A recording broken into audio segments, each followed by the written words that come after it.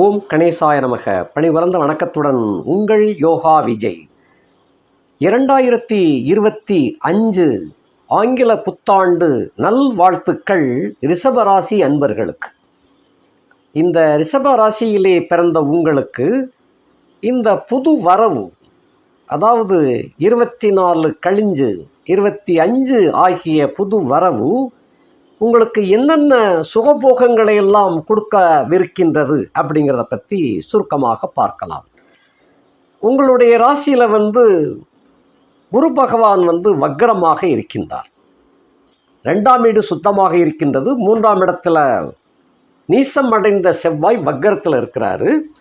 4 சுத்தம். 5ஆம் இடத்துல கன்னி கேது. 6, 7 சுத்தம். 8ஆம் இடத்துல சூரியன் சந்திரன் புதன். 9 சுத்தம். 10ஆம் இடத்துல சுக்கிரனோடு சேர்ந்த சனி ஆட்சி மூல திரிகோணமாக இருக்கின்றார். 11ஆம் இடத்திலே அரவு என்று சொல்லக்கூடிய ராகு பகவான் 12ஆம் வீடு சுத்தமாக இருக்கின்றது. இப்போ இந்த ரிஷப ராசிக்கு அதிபதி ஆகிய சுக்கிரன் உங்களுடைய நாயகன். அதான் இதெல்லாம் சுகங்களுக்கு அதிபதி, சுகபோகங்களுக்கு அதிபதி. ரிஷபராசியில் பிறந்தவங்கள்லாம் பொதுவாக தான் இருக்கிற இடத்துக்கே சுகங்களை வரவழைத்து கொள்ளக்கூடியவர்கள். பெரும்பாலும் இவங்க அலைஞ்சு திரிஞ்சு யோகத்தை எல்லாம் நீங்கள் ஒரு சுகத்தை எல்லாம் அனுபவிக்கணும்னு நினைக்காம தான் இருக்கிற இடத்துக்கே அந்த சுகத்தை வரவழைத்து அனுபவிக்கக்கூடியவர்கள் நீங்கள். இது ரிஷப லக்கணத்தில் பிறந்தவங்களுக்கு 100க்கு 100 அப்படியே பொருந்தும். ரிஷப ராசி உங்களுடைய சொந்த லக்கணம் எதுன்னு தெரியாது. ரிஷப ராசியிலே பிறந்தவங்களுக்கு சுகங்கள் நீங்கள் இருக்கிற இடத்துக்கு சுகம் தேடி வரும் அப்படின்னு சொல்லலாம் இல்லையா? அந்த மாதிரி வரும். ஆக சோம்பேறித்தன்மை உங்களுக்கு கொஞ்சம் இருக்கும். சோம்பேறித்தன்மை இருக்கும். சொகுசு வாழ்க்கை எப்பயுமே இருக்கும். உங்களுக்கு உங்கள் தலைவரே சுக்கிரன் ஆயிட்டே. ஆகையினால எப்பயுமே சுகத்துக்கு ஒன்றும் குறைச்சல் இருக்காது. அடிப்படை வசதிகள் பெரும்பாலும் ரிஷபராசியிலே பிறந்தவர்களுக்கு குறையே இருக்காது. அதுக்கு மேல் மட்டத்தில் உள்ளதான் ஏற்ற இறக்கங்களே தவிர அடிப்படை வசதிகள் என்றுமே உங்களுக்கு குறைந்ததாக இருக்காது. அப்படிப்பட்ட உங்களுக்கு இந்த ஆண்டு துவக்கத்தில் இந்த 1/1/2025 ஆண்டில் இந்த கிரக கூட்டங்கள் இந்த மாதிரி சீனில் இருக்கிறாங்க. இப்படி இருக்கின்ற காரணத்தினால இதில் ஒரு முக்கியமான விஷயம் என்னன்னு சொன்னால், சாமி 8ஆம் இடத்துல சூரியன் சந்திரன் புதன், அதாவது மிதுனம் கடகம் சிம்மம் கன்னி 4 வீட்டுக்கு சொந்தக்காரங்க ஒன்று கூடி 8ஆம் இடத்துல போய் உட்கார்ந்துருக்குறாங்க. என்னத்தை சுகத்தை கொடுத்துட போகிறாங்க, என்னத்தை யோகத்தை கொடுத்துட போகிறாங்க என்று கேட்கலாம். இதுக்கு மாற்றாக உங்களுடைய ராசி நாயகனோடு 1ஆம் இடத்தனோடு 9, 10 பாக்கிய நாதனோடு சேர்ந்து உங்களுடைய 1ஆம் இடத்துக்காரனுடைய சுக்கிரன் சேர்ந்துட்டார். பத்தாக்குறைக்கு இந்த சூரிய சந்திராள்களுக்கு புதனுக்கு வீடு கொடுத்த கிரகமாகிய குரு உங்கள் வீட்டில் உட்கார்ந்து பகையாகி வக்ரமாயிட்டார்.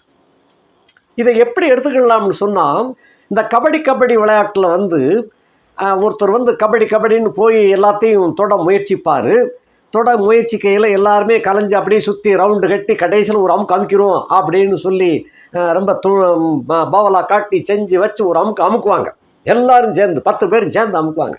10 பேரும் சேர்ந்து அமுக்குறதுல இவர் பாட்டையும் பாடிக்கொண்டே செல்ல வேண்டும். அந்த கோட்டையும் தொடரும். அந்த தம் அடக்கி போகணும், பலத்தை இழுத்துக்கிட்டு போகணும். இழுத்து போய் கடைசியில் அந்த கோட்டை தொட்டாருன்னு எல்லாருமே அவுட் ஆயிடுவாங்க. வேற தொட்டவங்க பூரா அவுட் ஆயிடுவாங்க. இதுதான் கபடி விளையாட்டினுடைய அடிப்படை விஷயம்.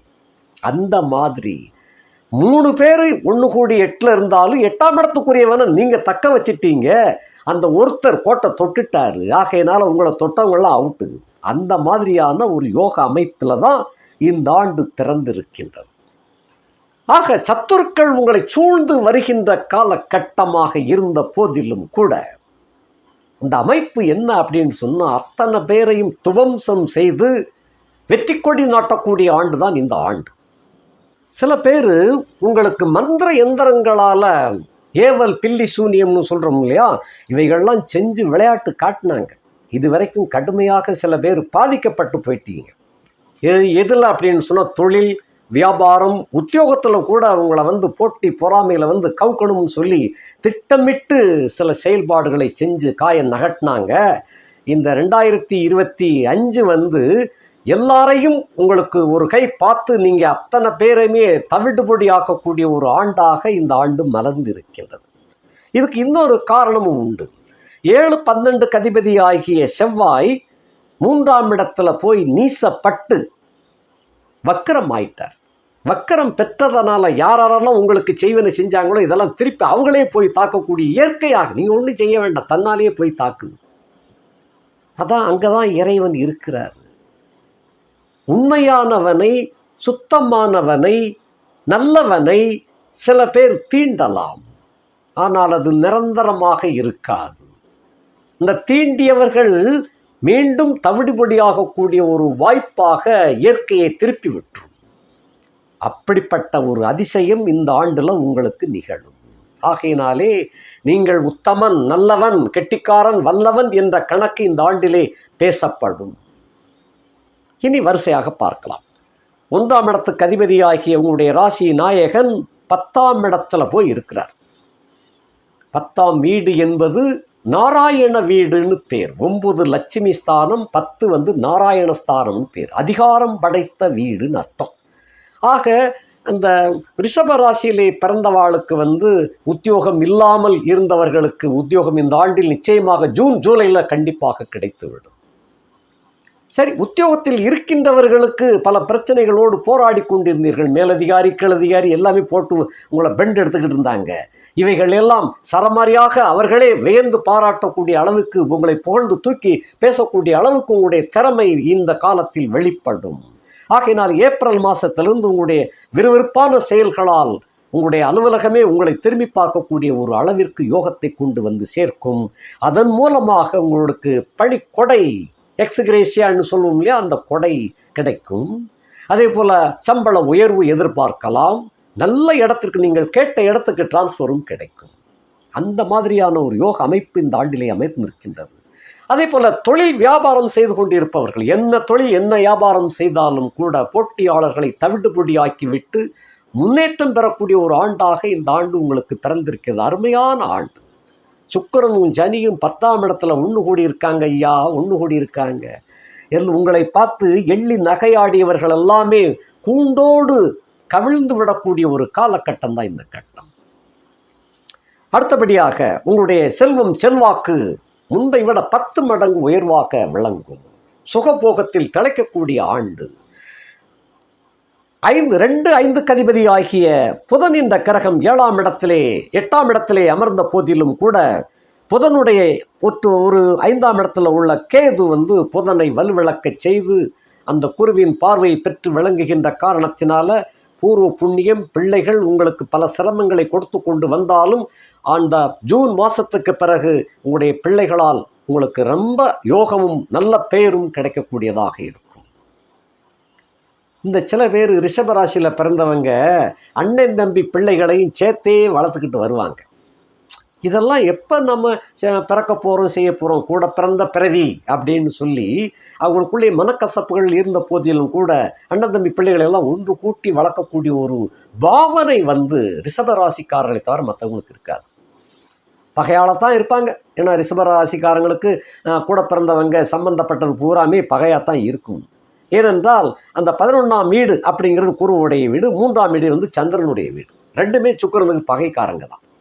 ஆக இளையவர்களும் பழைய பங்காளியும் பகைதான், மூத்த பங்காளியும் பகைதான். இப்படி இருந்த போதிலும் கூட தொவிதியை திதியில், அதாவது இது இயற்கையாகவே இருக்கும், இருந்தாலும் அந்த பிள்ளைகளை அவங்க தண்டனை பெற்ற பிள்ளைகளை தான் நீங்கள் தான் பக்குவம் பண்ணி பார்த்துக்கிட்டே வருவீங்க.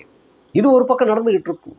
அதாவது நல்லதை செய்வோம், நமக்கு நாளைக்கு நம்மளுக்கு எப்படியோ ஏதோ அப்படிங்கிறதெல்லாம் உங்களுடைய எண்ணமாக இருக்கும். அதுவும் கூட பிறந்தவங்களுக்கு விட்டு கொடுக்காமல் போய்கிட்டு இருப்பீங்க. சத்துருக்கள் பற்றி பேசும்போது கூட அவங்க எதுவுமே நீங்கள் விட்டு கொடுக்காம கொண்டு போவீங்க. அப்படிப்பட்ட ஒரு குணம், தயாள குணம் உங்கள்கிட்ட உண்டு. ஆக 5ஆம் இடத்துக்குரிய புதன் வந்து 8இல் இருந்த போதிலும் குடும்பத்தை கெடுக்கக்கூடிய சூழ்நிலை இருந்த சொந்தக்காரங்களாக இருந்த போதிலும் கூட அதெல்லாம் தாண்டி வீறு கொண்டு எழக்கூடிய கட்டம். சில பேர் சந்தேகமாக உங்கள் குடும்பத்தை பற்றி சந்தேகமாக பேசுவாங்க. அப்படி பேசுனா கூட எனக்கு தெரியும் அப்படிங்கிற பாவனையில் நீங்கள் போயிடுவீங்க. எதிராளி வந்து அதுக்கப்புறம் திரும்ப வாயை எடுக்க மாட்டான், அந்த மாதிரி போயிடும். ஏன்னா 5ஆம் இடத்துல உள்ள கேதுவை குரு பார்த்துட்டு இருக்கார். 2 5க்கு அதிபதி ஆகிய புதன் 8ல் மறைந்த புதன் நிறைந்த பலன் தருவான் அப்படிங்கிற ஒரு கணக்கும் உண்டு. அடுத்தபடியாக குலதெய்வ வழிபாடு, சில பேருக்கு வந்து குலதெய்வமே தெரியாமல் சில பேர் கோயிலை கும்பிட்டுக்கிட்டு இருப்பாங்க. ரிஷபராசி இதெல்லாம் நிறைய இருக்கு. ரிஷபராசியில் பிறந்தவங்க தான் குலதெய்வ கோயில் வழிபாடுகளை வந்து இதுன்னு தெரியாமல், அதாவது யாரோ ஒருத்தவங்க சொல்லியிருப்பாங்க, அதுலேருந்து அப்படியே சேவிச்சுட்டு வருவாங்க. அது குலதெய்வத்துக்கும் அதுக்கு சம்மந்தமே இருக்காது. இதை கொஞ்சம் தீர விசாரித்து இந்த ஆண்டில் கொஞ்சம் விசாரித்து வந்தேன்னு சொன்னால் கரெக்டான பாயிண்ட் கிடைச்சிடும். கண்டிப்பாக உங்கள் உண்மையான குலதெய்வ வழிபாடு இந்த ஆண்டில் கிடைக்கப் பெறுவீர்கள். அதே போல் பூர்வ புண்ணிய சொத்து பத்துக்களில் உள்ள வில்லங்கங்கள் இந்த ஆண்டில் வந்து அது ஜூலை மாதத்தில் கண்டிப்பாக நிவர்த்தி பெறும்.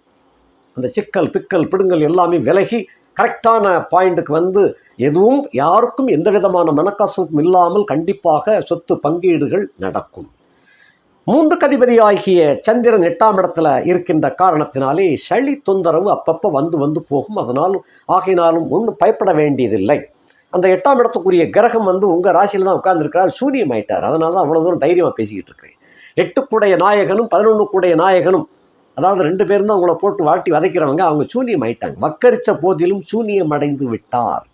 ஆகையினாலே சந்திரன் வந்து இங்கே சந்திரன் வீடு கொடுத்த அதாவது சந்திரனுக்கு வீடு கொடுத்தவர் சூனியமாகிவிட்ட காரணத்தினாலே அந்த சளி சம்பந்தப்பட்ட தொந்தரவுகள் லேசாக வரும், அதோட சரியா போயிடும். ஒன்றும் பயப்பட வேண்டியதில்லை. அதுக்கடுத்து 3க்கு அதிபன் அப்படிங்கிற காரணத்தினால தைரியத்தை இழக்கக்கூடிய சூழ்நிலை எல்லாம் கிடையாது. முழு தைரியத்தோடு செயல்படுவீர்கள். போக சுகம், நண்பர்களுடைய பாதுகாப்பு, நண்பர்களுடைய பழக்க வழக்கங்கள்லாம் உங்களுக்கு ரொம்ப சப்போர்ட்டாக இருக்கும். 4க்கு அதிபதி ஆகிய சூரியன் 8ஆம் இடத்துல இருக்கின்ற காரணத்தினால 4க்குரியவன் தாய் சுகம், கல்வி, தாயாருக்கு அப்பப்போ நோய் நொடிகள் வந்து விலகும். கல்வி தடுமாற்றம் ரிஷபராசிக்காரர்களுக்கு இருந்தாலும் கரெக்டான பாயிண்ட்ல கடைசி நேரத்தில் முழு வெற்றியை பெற்று விடுவார்கள். இந்த சூரியன் 8ஆம் இடத்துல இருக்குது. அதாவது 4க்குடையவன், இங்கே வந்து ரிஷபத்துக்கு வந்து யோகாதிபதி கிடையாது. 4க்குடையவன் அசுபனாக இருந்த போதிலும் கூட சூரியன் வந்து ரிஷபத்துக்கு வந்து யோகாதிபதி கிடையாது. அவர் 8ஆம் இடத்துல போய் இருக்கிறது தப்பே கிடையாது, நல்லது தான். ஸோ பரீட்சையில் வந்து நல்ல மார்க்கு, ஃபஸ்ட் ரேங்க் வாங்கக்கூடிய அளவுக்கெல்லாம் வந்துடுவாங்க பிள்ளைங்க. இது போக வீடு சம்பந்தப்பட்ட வகைகளில், வீடு வண்டி வாகனங்கள் சம்பந்தப்பட்ட வகையில் பழுதுகள் ஏற்படும். அதே சமயத்தில் புதிய வாகனங்கள் வாங்கக்கூடிய அளவுக்கு இந்த ஆண்டில் யோகம் கிடைக்கும். ஏப்ரல் மே ஜூன் இந்த 3 மாதத்துக்குள்ள வண்டி வாகனங்களை மாற்றி புது வாகனங்களை வாங்கக்கூடிய யோகம் இருக்கின்றது. சில பேருக்கு வந்து வீடு கிரகப்பிரவேசம் பண்ணுவாங்க, சில பேர் வந்து வீடு கட்டுறதுக்கு தொடங்குவாங்க இந்த ஆண்டு. அப்படிப்பட்ட யோகம் இருக்கின்றது. நிலையான செல்வம் செல்வாக்கு கிடைக்கக்கூடியதாக இருக்கின்றது. 7 10க்கு 12க்கு உடைய நாயகனாகிய செவ்வாய் வந்து 3ஆம் இடத்துல நீசமாகி வக்கரம் பெற்றிருக்கின்ற காரணத்தினால தொலை தூரத்தில் இருந்து வரக்கூடிய ஒரு பெண் உங்களுக்கு சப்போர்ட்டாக இருப்பாள். அது வியாபாரத்திலும் சரி, தொழிலும் சரி, மிகுந்த சப்போர்ட்டாக இருப்பாள். அல்லங்க உத்தியோகத்தில் இருக்கிறவங்களுக்கு கூட எங்கேயோ இருந்து வந்த, வேற்று மாநிலத்தில் இருந்து வந்த ஒரு பெண் வந்து உங்களுக்கு சக ஊழியராக வந்து சேருவாங்க, அல்லங்கில் மேலதிகாரியாக கூட வந்து சேருவாங்க. அவர்களுடைய நட்பு உங்களுக்கு எல்லா வகையிலும் வாழ்க்கையில் முன்னேற்றம் பெறக்கூடிய அளவிற்கு எல்லா வகையிலும் சப்போர்ட்டாக அவங்க விளங்குவாங்க. அதே போல் குடும்பத்தில் மனைவி மக்களுக்கு வந்து எல்லா யோகம் வளம் கிடைக்கப்பெறக்கூடியதாக இருக்கின்றது. குடும்பம் நிம்மதியுடனும் மகிழ்ச்சியுடனும் யோகமாக விளங்கக்கூடிய ஆண்டாக இது இருக்கின்றது. நண்பர்கள் உங்களுக்கு முழுமையாக சப்போர்ட்டில் இருப்பாங்க. ஒரு குறிப்பிட்ட நண்பர்களில் ஒருத்தர் வந்து உங்களை விட்டு நிரந்தரமாக கூட பிரியக்கூடிய ஒரு வாய்ப்பு உண்டு. அது வந்து ரொம்ப அந்நிய சிநேகிதமாகத்தான் இருக்கும். அது கொஞ்சம் வாட்டத்தை கொடுக்கத்தான் செய்யும். அது அந்த மாதிரி ஒரு பிரச்சனை மட்டும் அப்படி இருக்கின்றது. அது போக மற்றபடி எல்லாமே உங்களுக்கு சிறப்பாக இருக்கின்றது. அயன சயன போக பாக்கியத்திலாம் எங்கே தங்கு தடை எதுவுமே கிடையாது. நீசமானவர் வக்கரம் பெற்றுவிட்ட காரணத்தினாலே சுகபோகங்கள் சிறப்பாகவே கிடைக்கும். 8 11க்கு அதிபதியாகிய குரு பகவான் ராசியிலே அமர்ந்து உங்களை கெடுக்க வேண்டியவர் அவர் சூனியமாகிவிட்டார். அதைத்தான் முதல்ல சொன்னேன். 8ஆம் இடத்துல 3 பேர் இருக்கிறாங்க. மிதுனம், கடகம், சிம்மம், கன்னி. இந்த ராசி 4 ராசிகளுக்கும் சொந்தக்காரங்க வந்து 3 பேர். அவங்க வந்து 8ஆம் இடத்துல போய் ஒளிந்து கொண்டவர்கள். அந்த வீடு சூனியமாக ஏற்கனவே ஆயிடுத்து. துவிதியை திதி, வருஷ பிறப்பு அன்று துவிதியை திதி. ஆகையினாலே அந்த சூனியம் பெற்ற வீட்டில் தான் 8ஆம் இடத்துல எல்லாரும் போய் ஒளிஞ்சிருக்கிறாங்க. அதைத்தான் சொன்னேன். கபடி விளையாட்டில் எல்லாரும் உங்களை போட்டு அமுக்கிறதுல கடைசியில் நீங்கள் கோட்டை தொட்டுருதீங்க, எல்லாருமே அவுட் ஆகிருந்தாங்க, நீங்கள் ஜெயிச்சிருந்தீங்க. ஒரே நேரத்தில் அத்தனையுமே முடிச்சிட்டீங்க, சொல்லி முடிச்சாச்சு. நீங்கள் ஒவ்வொருத்தராக தொடரணும்னா கூட 2-3 ஆட்டையில் தான் போய் தொட முடியலன்னா கவுந்துருவீங்க. இப்போ எல்லாருமே போட்டு உங்களை போட்டு அமுக்கி உங்களை தொட்டு நீங்கள் போய் மெயின் கோட்டை போய் தொட்டதுனால உங்களை தொட்டவங்க பூராமே அவுட் ஆகிட்டாங்க. இதுதான் விஷயம், இதுதான் இந்த சப்ஜெக்ட். ரிஷப ராசியில் பிறந்தவங்களுக்கு 2025ஆம் ஆண்டு இதுதான் அடிப்படை. அந்த டைரக்ஷன் சொல்லுவாங்களே, அடிப்படை இதுதான். இப்படித்தான் ஓடும். ஆக கெட்ட பேரு விலகிவிடும், பொல்லாத்தனம் விலகிவிடும், கண்டங்கள் விலகிவிடும். எதெல்லாம் நீங்கள் நினச்சி பயந்துக்கிட்டு இருந்தீங்களோ அதெல்லாம் உங்களை விட்டு விலகி போயிடும். திரும்ப சொல்லப்போனால் அவர்களாலே உங்களுக்கு யோகமும் கிடைக்கும். அப்படிப்பட்டதாக இருக்கின்றது. 11ஆம் இடத்துல ராகு திடீர் அதிர்ஷ்டத்தையும் கூட கொண்டு வரும். உத்தியோகத்தில் இருந்தாலும் சரி, தொழில் பார்த்தாலும் சரி, வியாபாரம் பார்த்தாலும் சரி, திடீரென்று ஒரு அதிர்ஷ்டகரமான ஒரு யோகத்தையும் கொண்டு வந்து கொடுக்கும். ஆக யோகத்திற்கு மேல் யோகம் கிடைக்கின்ற ஆண்டாக அது வருகின்றது. திரும்ப சொல்லப்போனால் அந்த சனி இருக்கிறார் இல்லையா, 9-10 அதிபதியாகிய யோக சனி. அவர் ரிஷபத்திற்கு எப்பயுமே சனி யோகக்காரன் தான். அந்த யோகக்காரராகிய சனி பகவான் இதுவரைக்கும் ராகு சாரத்தில் தான் போய்கிட்டு இருக்கிறார். 15/3/2025 வரைக்கும் அவர் ராகு சாரத்தில் கும்பத்தில் தான் இருக்கிறாரு. அவர் பயிற்சி கிடையாது இந்த ஆண்டு. அந்த பயிற்சி இல்லாமல் வியாழனுடைய குருவினுடைய சாரத்தை போய் தொடுறார். குருவின் காலில் போய் நிற்கிறார், பட்டை எடுத்து நிற்கிறார் சனி. அதுதான் பூரட்டாதி 1ஆம் பாதம். 15/3/2025 அன்றைய தினம் பூரட்டாதி 1ஆம் பாதத்தில் காலடி எடுத்து வைக்கிறதுனால 8-11 நாயகனுடைய பயணத்தில் அவர் ஏறுறாரு. ஏறும் பொழுது கெட்டவைகள் ஒளிந்துவிடும், நல்லவைகள் சேரும். கெட்டவைகள் உங்களை விட்டு அதள பாதாளத்தில் போய் விலகிவிடும், கவுந்துரும். உங்களுக்கு யோகத்தை கொடுக்கக்கூடியதாக அது அமையும். கெடுக்கணும், கெடுக்கிறது பதிலாக குருட்டு அதிர்ஷ்டம் சொல்லுவார்கள் இல்லையா, அந்த அதிர்ஷ்டம் தான் இந்த ரிஷபராசிக்காரங்களுக்கு இந்த ஆண்டில் கிடைக்கும். எதெல்லாம் நீங்கள் பயந்துகிட்டு இருந்தீங்களோ அந்த பயமெல்லாம் விலகி அதே காரணங்கள் உங்களுக்கு யோகத்தை கொண்டு சேர்க்குன்னு சொல்லவா செய்யணும். கெட்டவனே உங்களுக்கு யோகத்தை கொடுக்கின்றான். அதான் குருவின் சாரத்தில் ஏறுறாரு. குரு எப்படி இருக்கிறாரு, குரு சூனியத்தில் இருக்கார். அதுதான் யோகம்ங்கிறது. ஆக பாக்கியம் வலுவடைகின்றது. தொலை தூரத்தில் இருந்து நல்ல செய்திகள், நல்ல வரவுகள் கிடைக்கின்றது. தொழில் வியாபாரம் முன்னேற்றம் அடைகின்றது. உத்தியோகத்தில் ப்ரமோஷன், அதே போல் சம்பள டபுள் பங்கு உயர்வாக இருக்கும். சில பேருக்கெல்லாம் எக்ஸிகிரேஷியாங்கிறது கண்டிப்பாக கிடைக்கும். அந்த மாதிரியான ஒரு யோக அமைப்பு இந்த ஆண்டு ரிஷபத்திலே பிறந்த உங்களுக்கு அருமையாக இருக்கின்றது. இனி கொஞ்சம் வரிசையாகவே பார்த்துடலாம். ஒவ்வொரு வீட்லேயும் கிரகங்கள் இருந்தால் என்னென்ன அப்படிங்கிறத பார்ப்போம். ரிஷப ராசியில் உங்கள் ராசி, இதில் குரு பகவான் இருக்கிறாரு. சண்டைக்காரன் இருக்கிறாரு. வக்கரம் பெற்று விட்டாரு. நீ வக்கரம் பெற்றாலும் சூனியமாயிட்ட ஐயா, வலுவிழந்துட்ட, அந்த மாதிரி கணக்கு. ஆக எவ்வளவுதான் சத்துருக்கள் உங்கள் மீது கள்ளக்கொண்டு வீசினாலும் கூட அது மாலையாக மலர்களாக விழுகின்றது. கர்ணனுக்கு ஈட்டிகளாக எய்யும் போது மாலையாக முடியல, அது போல் அங்கே கர்ணன் அந்த மாதிரி நிலையில் இருந்தால் நீங்கள் எப்படி கிடையாது. நீங்கள் நல்லா தான் இருக்கிறீங்க. உங்களை குத்தி கொடைச்சல் பண்ணி உங்களை கெடுத்துறன்னு போடக்கூடிய அந்த செய்வினை செய்பாட்டு வினைகள்லாம் அமிங்கி, அதாவது நீரற்று போய் விடுகின்றது, நீர்த்து போய் விடுகின்றது. ஆகையினாலே உங்களுக்கு கெட்டதனாலே உங்களுக்கு யோகத்தை சேர்க்கை ஏற்படுகின்றது. ஆக ராசியிலே அமர்ந்த சத்துருவாக இருந்த போதிலும் கூட உங்களுக்கு நாணயம் மிகச் சிறப்பாக விளங்கும். சொத்து பத்துக்கள் சேருகின்றது. அவருடைய தகுதி என்ன, வக்கரம் பெற்றுவிட்ட காரணத்தினாலே அவருடைய தகுதியை பூரா உங்களுக்கு கொடுப்பார். அவர் தகுதி என்ன, பொன் பொருள் ஆடை ஆபரண சேர்க்கை, பிள்ளைகள் இல்லாதவர்களுக்கு பிள்ளைகளை கொடுக்கறது, எல்லாத்தையும் அவர் கொண்டு கொடுப்பார். நல்ல குருமார்கள் தொடர்பு, சந்திப்பு, ஆசி இதெல்லாம் கிடைக்கும். தெய்வீக தேவாலய தரிசனங்களும் கிடைக்கும். அடுத்து 3ஆம் இடத்துல செவ்வாய் பராக்கிரமத்தை உண்டு பண்ணக்கூடியவன். நீசம் பெற்றாலும் வக்கரம், இங்கே வக்கரம் பெற்ற சூனியமாக நல்லா தான் இருக்கிறான். ஆகையினாலே வக்ரம் பெற்றுவிட்ட காரணத்தினாலே பெண்களாலும் மனைவியினாலும் நண்பர்களாலும் உங்களுடைய தைரியம், வீரியம், பராக்கிரமம் செயல்படும். அதே சமயத்தில் போக சுகம் ரொம்ப ரொம்ப திருப்தியாக இருக்கும். நீங்கள் நினைத்ததற்கு மேலாக சுகபோகம் கிடைக்கும். அடுத்து 5ஆம் இடத்துல கேது பூர்வ புண்ணியத்தை கெடுக்கணும்னு அர்த்தம். இதை குரு பார்த்துட்டு இருக்கார், வக்கர குரு பார்த்துட்டு இருக்கிறார். ஆகையினாலே கேதுவுக்கு, ராகு கேதுக்களை யாரும் கட்டுப்படுத்த முடியாது. பட்ச குருவின் பார்வைக்கு மட்டும் அவர் கடங்குவார். அந்த குரு கேதுவை பார்க்கின்ற காரணத்தினாலே எந்த கிரகம் பார்த்தாலும் அவர்களை தங்களுடைய இடத்துல ஈர்த்து கொள்ளக்கூடிய ஆற்றல் கேதுவுக்கு உண்டு, ராகு கேதுக்களுக்கு உண்டு. அப்போ ஈர்த்து கொள்ளக்கூடிய சக்தியாக இருந்த போதிலும் கூட அந்த குரு எங்கே இருக்கிறார், 5ஆம் இடத்துல இருக்கிறது போல கணக்கு. 5ஆம் இடத்துல இருந்துச்சுன்னு சொன்னால் உங்களுடைய ராசியை அவர் பார்க்கத்தான் செய்யணுமே தவிர கெடுக்க மாட்டார்.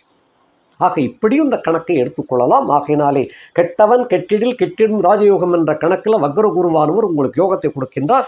5ல் உள்ள கேது பூர்வ புண்ணிய சிறப்புகளை அள்ளி கொடுக்கின்றார். அடுத்து 8ஆம் இடத்துல சூரியன். 8ஆம் இடத்துல சூரியன், 4 சூரியன் 8ஆம் இடத்துல இருக்கின்றான். ஆகையினால் தாயாருக்கு அப்பப்போ சில தொந்தரவுகளை கொடுத்தாலும் சரியாகிவிடும். ஆயுளுக்கு ஒன்றும் பயப்பட வேண்டியதில்லை. 8ஆம் இடத்துல சந்திரன் சளி தொந்தரவு ஏற்படும். காதல் தோல்வி அடையும்னு அர்த்தம். இங்கே 8ஆம் இடத்துல சந்திரன் சூரியன் பெற்ற வீட்டில் இருக்கின்ற காரணத்தினாலே காதல் வெற்றி பெறும். அடுத்தபடியாக 8ஆம் இடத்துல புதன், மறைந்த புதன் நிறைந்த பலன் தருவான்ங்கிறது எப்பயுமே கணக்கு. 2, 5 நாயகன் அங்கே இருக்கிறதுனால தனம் குடும்ப வாக்கு சிறப்பாக விளங்கும். பூர்வ புண்ணிய சிறப்புகள், பிள்ளைகளால் மேன்மை, பிள்ளைகளால் உங்களுக்கு பேரும் புகழும் கிடைக்கக்கூடிய ஒரு வாய்ப்பு, பிள்ளைகளுக்காக நீங்கள் சுப செலவுகளை செய்யக்கூடிய ஒரு வாய்ப்பெல்லாம் இந்த ஆண்டிலே வந்து சேரும். அடுத்தபடியாக 10ஆம் இடத்துல சுக்கிரன். 10ஆம் இடத்துல பொதுவாக சுக்கிரன் 10, 11 சுக்கிரன் சொன்னால் ராஜயோகம்னே பேர். எப்பயுமே ராஜயோகம். அவங்க பெரிய பெரிய நட்புகள், பெரிய ஆள்களுடைய நட்புகள், பெரிய கோடீஸ்வரங்களோடு தொடர்பு கொள்ளக்கூடிய ஒரு வாய்ப்பு. அப்படின்னா சாதாரண ஆளாக இருந்தால் கிடைக்காது இல்லையா? அந்த மாதிரி ஒரு பெரிய ஒரு அட்ராக்டிவாக உங்களுக்கு வந்து சேரும்.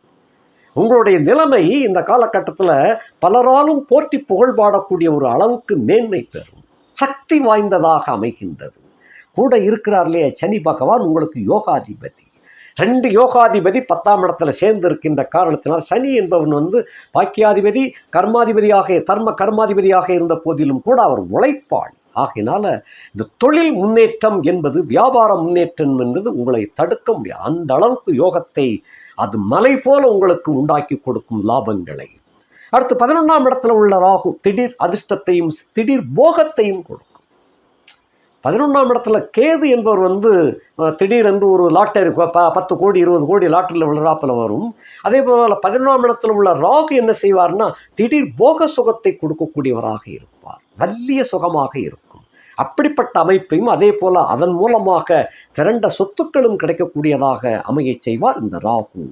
யோகத்தையும் கொடுப்பார், போகத்தையும் கொடுப்பார். அப்படிப்பட்ட ராகுவாக இருக்கின்றதாக இந்த ரிஷபராசியிலே பிறந்த உங்களுக்கு இந்த 2025ஆம் ஆண்டு எண்ணியதெல்லாம் ஈடேறக்கூடிய ஆண்டு, நினைத்ததெல்லாம் சாதித்து காட்டக்கூடிய ஆண்டாக மலர்ந்திருக்கின்றது.